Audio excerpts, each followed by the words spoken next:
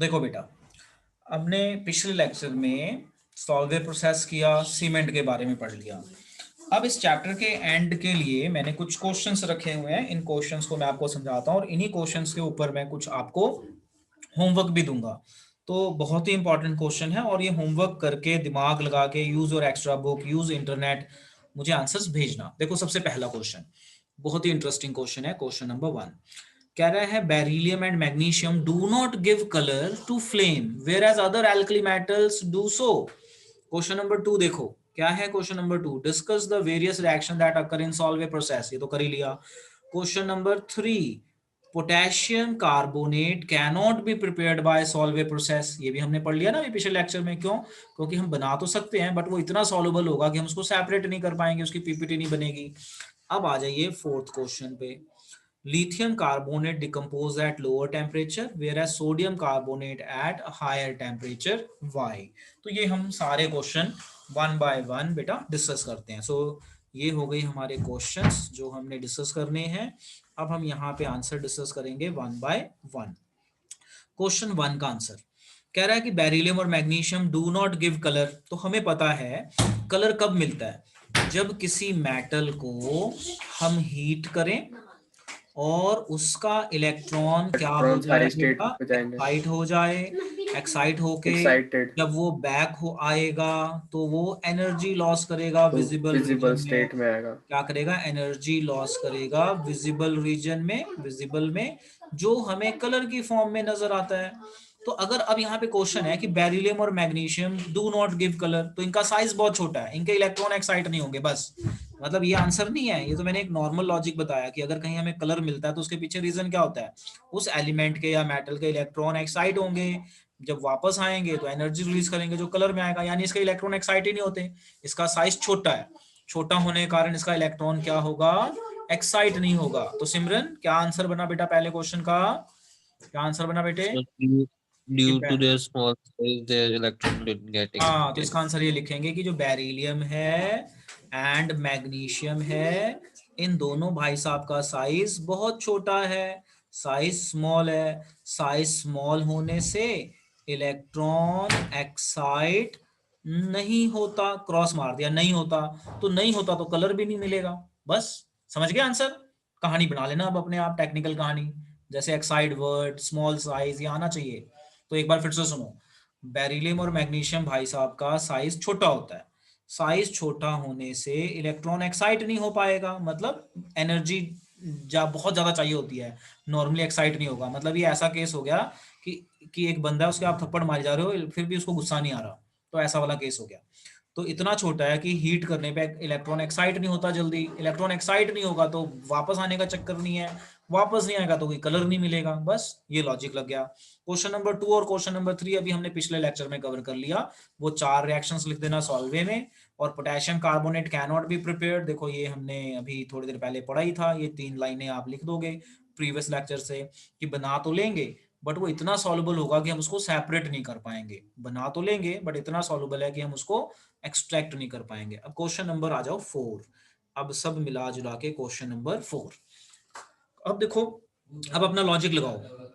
कह रहा है why lithium carbonate decompose at lower temperature, मतलब ये अनस्टेबल है। क्या है ये? Unstable. Decompose at lower temperature मतलब अनस्टेबल।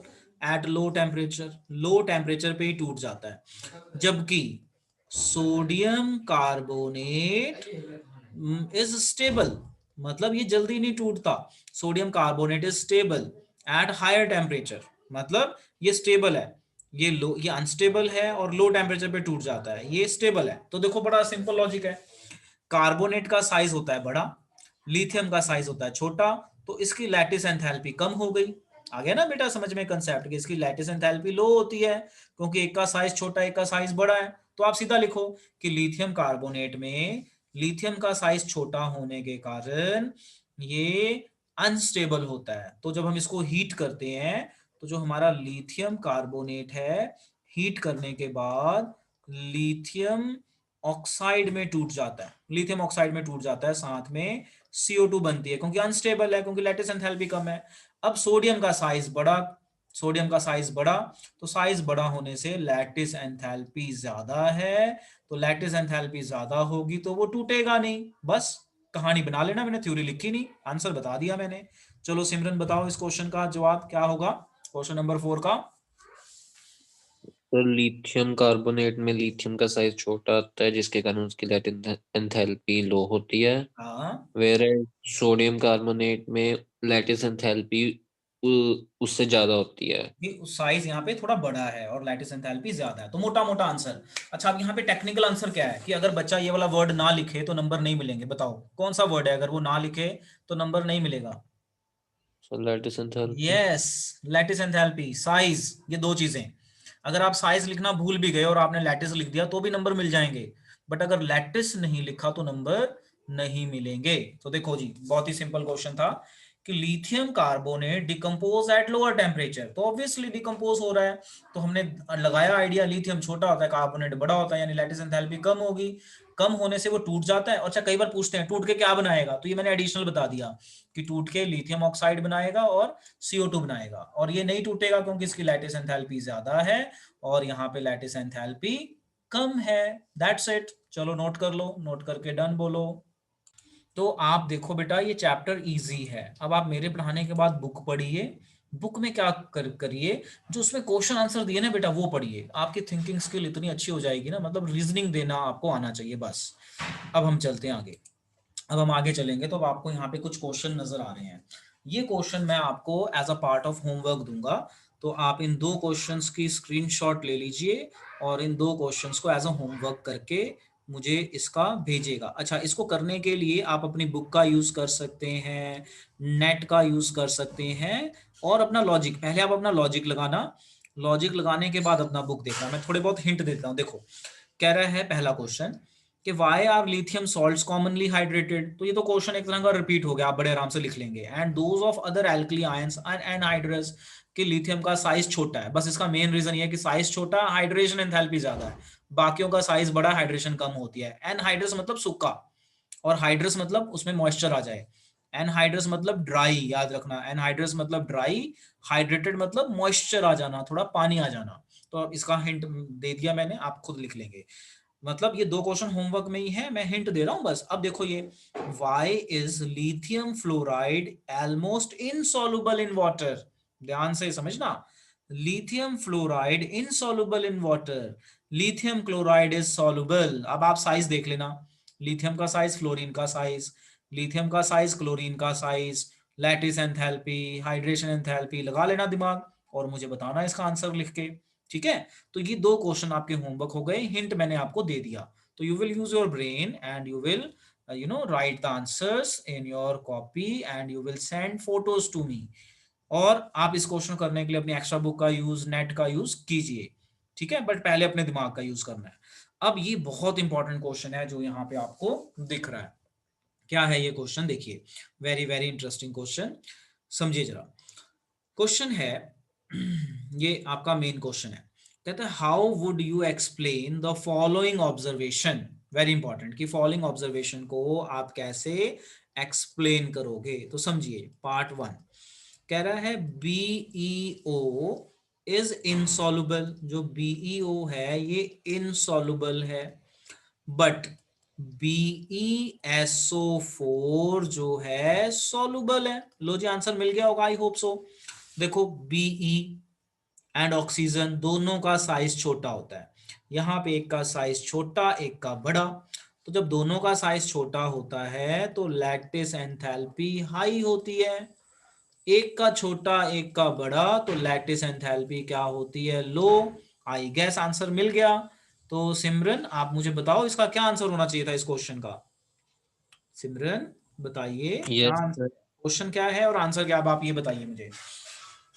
सर बीईओ में लैटिस एंथैल्पी हाई होती है बिकॉज दोनों का साइज स्मॉल है, हाँ, तो इनसॉल्युबल होगी। हाँ, क्योंकि लैटिस एंथैल्पी ज्यादा है, मतलब ज्यादा है, और हाइड्रेशन एंथैल्पी इसकी कम है, तभी तभी इनसॉल्युबल है ना, लो है।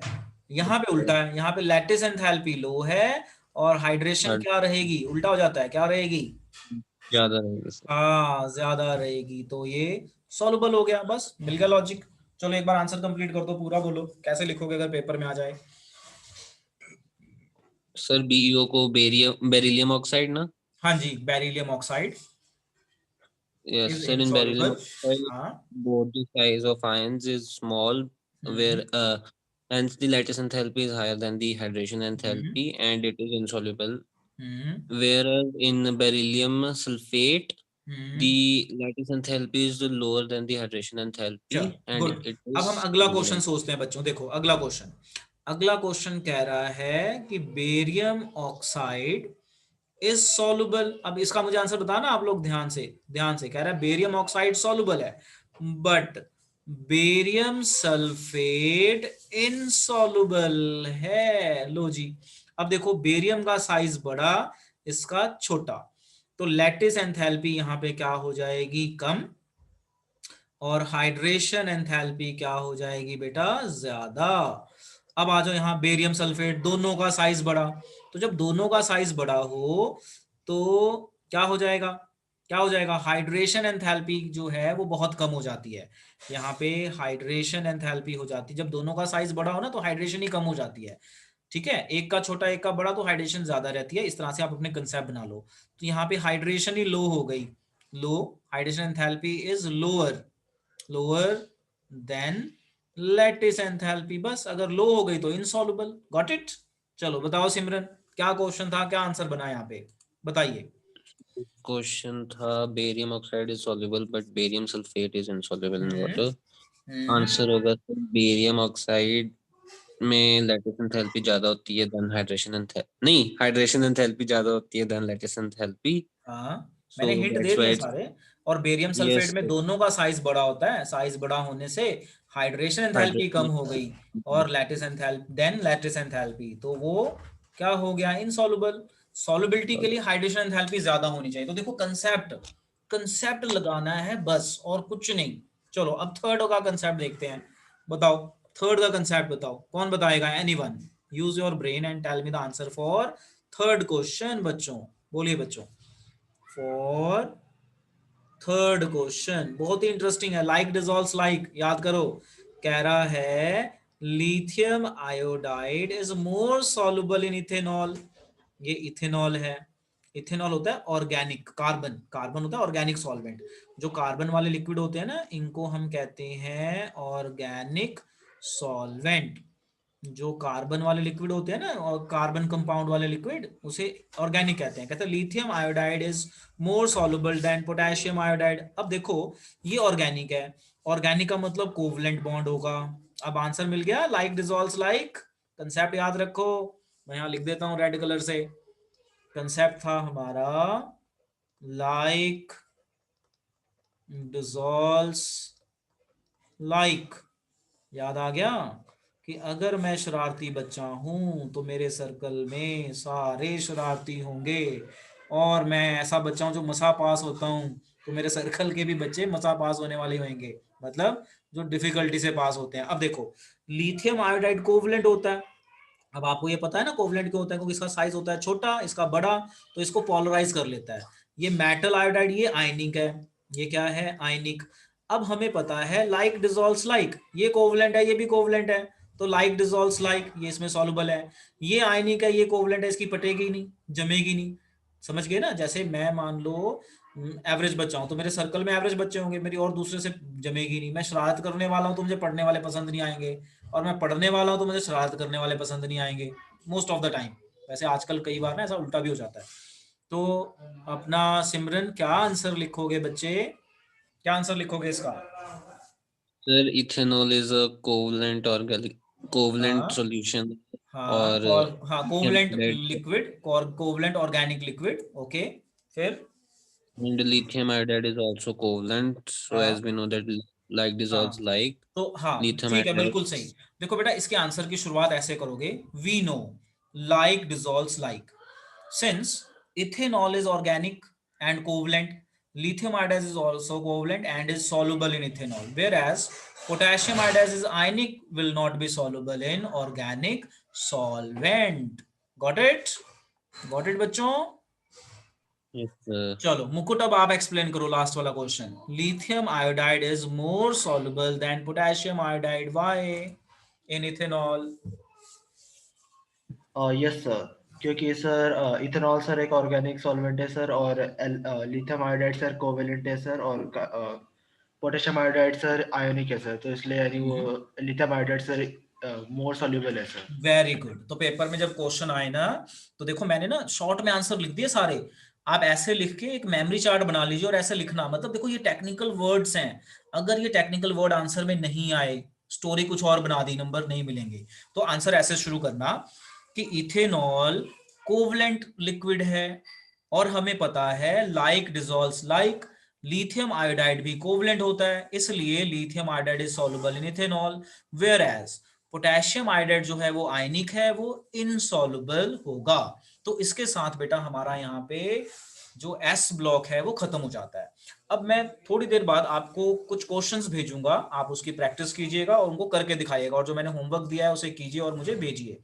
तो देखो इस चैप्टर का यही खासियत है कि इस चैप्टर में घुमा फिरा के क्या क्या वर्ड आ रहे हैं, ionization energy, lattice enthalpy, hydration enthalpy, anomalous behaviour, absence of d orbital. तो इसी वर्ड्स के अराउंड, इन वर्ड्स को हम बेटा टेक्निकल वर्ड्स कहते हैं। तो जो इस चैप्टर के आंसर है ना, ये इन्हीं टेक्निकल वर्ड्स के अराउंड घूम रहे हैं। तो आपको अगर इस चैप्टर में मार्क्स चाहिए तो आपको एक ही काम करना है, जो मैंने वर्ड्स बताए इनको आप रिवाइज कीजिए, अपने ब्रेन में डालिए और खूब प्रैक्टिस कीजिए। और आपके पास बेटा जो भी एक्स्ट्रा बुक है वहां से आप इन क्वेश्चंस को ढूंढिए और इस तरह के क्वेश्चन ढूंढिए, तो आप मोस्टली आंसर इसी के बीच में पाएंगे, लैटिस एंथैल्पी, कोवलेंट, आयनिक, आयनाइजेशन, इन्हीं के बीच में बेटा आंसर पाएंगे। तो यहाँ पे हमारा चैप्टर ये वाला एस ब्लॉक खत्म हो जाता है, बट इसमें बहुत क्वेश्चंस की पॉसिबिलिटी है, जिसे मैं बोल रहा हूँ आप अपने एक्स्ट्रा बुक से कीजिए।